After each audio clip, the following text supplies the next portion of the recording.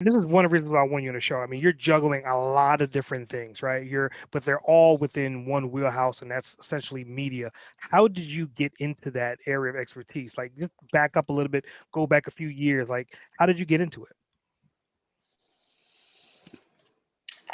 Do you have popcorn? Because this story is gonna be like a little bit long.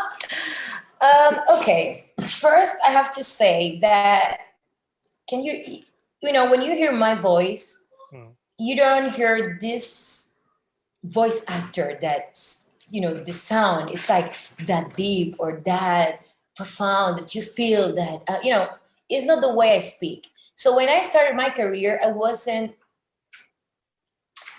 considered like a talented person. Actually, I was mm, told that I wasn't talented.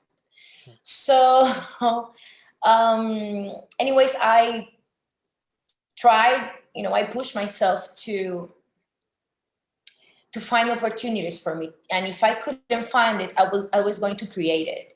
So to make it short, the whole story, um, this is what it is. I wasn't considered, and sometimes I right now maybe I'm still not considered good enough by people that are more used to find talent in other people when they can see it like black or white.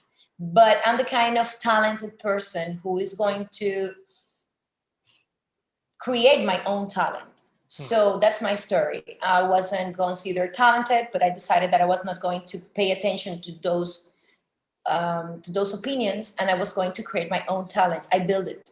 I build my opportunities as well. If you are not going to give me the opportunity to come to your podcast to talk about me, I'm going to create a podcast and I was going to talk about me. So this is the kind of person that I am. If I don't find a way, I create a way.